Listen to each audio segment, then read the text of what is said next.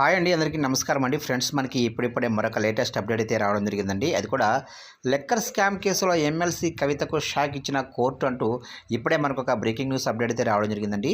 అయితే ఇందుకు సంబంధించిన పూర్తి వివరాలు అయితే మన వీడియోలో తెలుసుకుందామండి. వీడియో ఎక్కడ స్కిప్ చేయకుండా చూడండి ఫ్రెండ్స్, అప్పుడే మనకు పూర్తి సమాచారం అయితే తెలుస్తుంది. ఇక ముఖ్యంగా వీడియో నచ్చినట్లయితే లైక్ చేయండి ఫ్రెండ్స్. ఇక లేట్ చేయకుండా వివరాలు వెళ్ళిపోదాం. ఇక్కడైతే చూడండి ఫ్రెండ్స్, దేశవ్యాప్తంగా సంచలనంగా మారిన ఢిల్లీ లిక్కర్ స్కామ్ కేసులో రోజుకో కీలక పరిణామం చోటు చేసుకుంటుంది. ఈ కేసులో ఇప్పటికే ఢిల్లీ మాజీ విద్యాశాఖ మంత్రి అరెస్టు కాగా, ప్రస్తుతం ఎమ్మెల్సీ కవిత కూడా అరెస్ట్ అయ్యి ఈడీ కస్టడీలో విచారణను ఎదుర్కొంటున్నారు. ఇక లిక్కర్ స్కామ్ కేసులో తనని ఈడీ అధికారులు అక్రమంగా అరెస్టు చేశారని, సరైన రూల్స్ పాటించలేదని కవిత రౌస్ అవెన్యూ కోర్టులో ఆశ్రయించింది. ఇక దీంతో విచారణ జరిపిన కోర్టు కవిత వాదనను కొట్టివేసింది. ఇక పిఎంఎల్ఏ చట్టాన్ని సెక్షన్ 19ను ఈడీ అధికారులు పాటించారని రౌస్ అవెన్యూ కోర్టు న్యాయమూర్తి నాగ్పాల్ తీర్పునిచ్చినట్లు తెలుస్తోంది.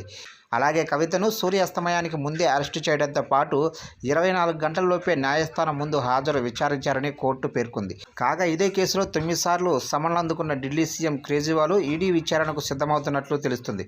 ఈ క్రమంలోనే గురువారం కేజ్రీవాల్ తనను అరెస్టు చేయకుండా చూడాలని కోర్టును ఆశ్రయించారు.